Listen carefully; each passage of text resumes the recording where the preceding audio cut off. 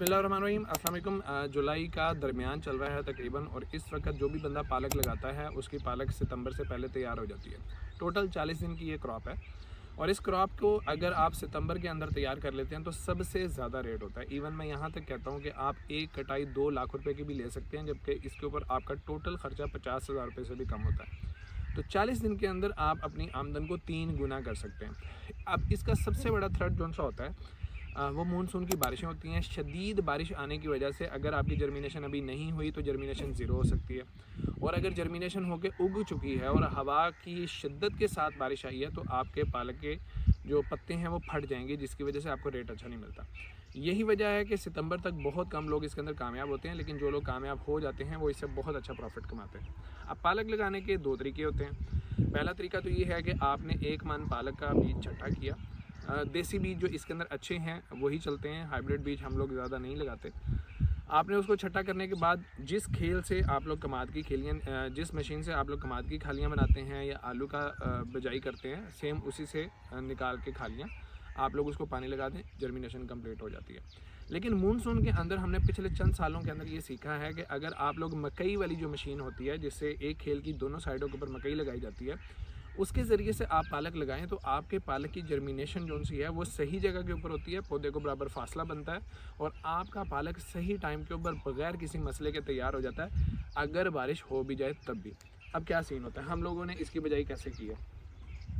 अब मैं ये बेड जैसा कि आप लोगों को पहले दिखा चुका हूँ, हमने तकरीबन 20 किलो बीज का छट्टा किया, ज़मीन को तैयार किया। ज़मीन को तैयार करने के बाद हमने 20 किलो बीज का छट्टा कर दिया, और उसके बाद जिस मशीन से दोनों साइड के ऊपर मकई लगती है, डबल खेल वाली मशीन जो सी है, उसके अंदर हमने 15 किलो या 20 किलो बीज फी एकड़ डाल दिया। अब उसके अंदर जो गरारियाँ होती हैं जिनसे मकई लगती है वो आपको चेंज करनी पड़ेंगी, क्योंकि वो गरारियाँ छोटी होती हैं, उससे पालक का बीज कम लगेगा, आपको गरारियाँ बड़ी डालनी पड़ेंगी।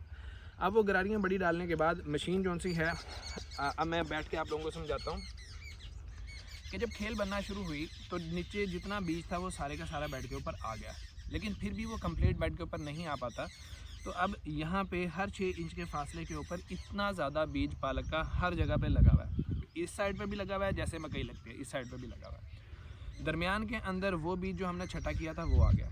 अब इसकी वजह से इंशाल्लाह इस बेड के ऊपर कंप्लीट जर्मिनेशन होगी। अगर यहाँ पे जर्मिनेशन कम हो भी तब भी इन जगहों के ऊपर बड़ी ज़बरदस्त जर्मिनेशन होगी, जो आपके लिए अच्छी खासी मिकदार के अंदर पालक तैयार करने के लिए बेहतरीन है। अब अगला मसला आता है इसकी जर्मिनेशन करवाने का। तो उसकी क्योंकि आप पानी यहाँ तक लगाएंगे, अगर पानी आप लोगों ने ऊपर चढ़ाया तो जर्मिनेशन नहीं होगी। सिर्फ आपने तकलीफ़ ये करनी है कि पानी डबल लगाना है। जब पानी आप लोग लगाएं तो यहाँ तक पानी लगा के बंद कर दें, वत्तर यहाँ तक इंशाल्लाह आ जाएगा, इधर से वत्तर यहाँ तक आ जाएगा, दरमियान में 6 इंच का फासला बच जाएगा। अब आप लोगों ने दोबारा फिर यहाँ तक पानी लगा देना, जैसे ही पानी जज़ब हुआ दोबारा फिर पानी अगले दिन यहाँ तक लगा देना है। तो ये सेंटर के अंदर बेड जोन सा वो आपका कंप्लीट हो जाएगा, और इंशाल्लाह 80 to 90% जर्मिनेशन आपकी कंप्लीट हो जाएगी।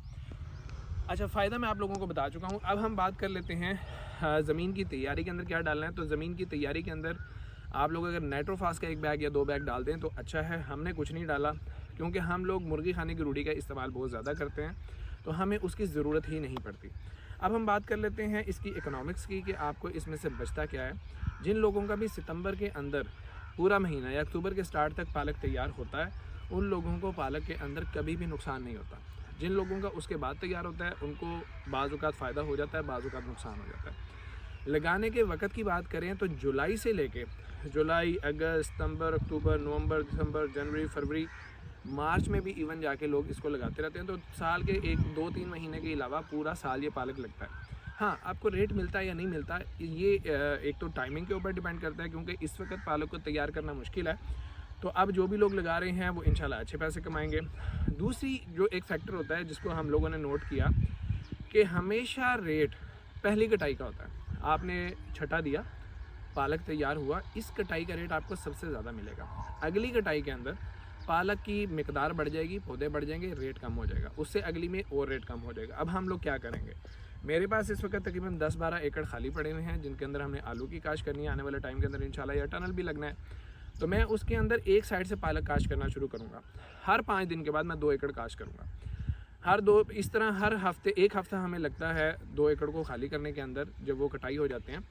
अब जब मैं उसकी पहली कटाई ले लूँगा तो मैं उसको ख़त्म कर दूँगा, उसको रखूँगा नहीं, हालांकि उससे मुझे ज़्यादा पैदावार मिलनी है।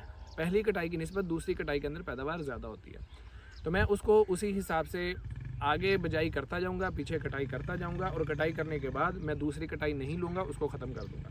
सिर्फ़ और सिर्फ आपके बीज का खर्चा होता है, जो कि 1 एकड़ का 25,000 रुपये के आसपास होता है, अगर अच्छा बीज आप लोग इस्तेमाल करते हैं। स्प्रे का खर्चा इसके अंदर 5 से 10,000 होता है। खादों का खर्चा इसके अंदर 20 से 30,000 रुपये के आसपास होता है। तो 50-55 हज़ार के अंदर आप लोग बड़ी ज़बरदस्त किस्म की फसल तैयार कर लेते हैं। तो मेरा भी आप लोगों को मशवरा यही है कि बड़ा अच्छा टाइम है इस वक्त, आप लोग पालक काश्त करें। बारिशों से अगर बच गए तो आपको आमदन अच्छी होगी, बारिशों से ना बचे तो फिर नुकसान सारों के साथ ही होता है। उसके अलावा हमेशा कोशिश ये कर लें कि अगर आप लोगों के पास जगह मौजूद है और आप लोग अफोर्ड कर सकते हैं तो 25,000 का एक्स्ट्रा खर्चा है, लेकिन रेट अच्छा लेने के लिए आपको नया पालक काश करना चाहिए। इसकी सिर्फ़ और सिर्फ 2 गोटियाँ होती हैं, कोई ज़्यादा प्रॉब्लम इसके अंदर नहीं आते। अच्छी फसल है, सर्दियों की अगेती फसल है, इसको लगाएं, इंशाल्लाह इसके अंदर आपको प्रॉफिट होगा। मदर अली को इजाज़त दीजिए, अल्लाह हाफ़िज़।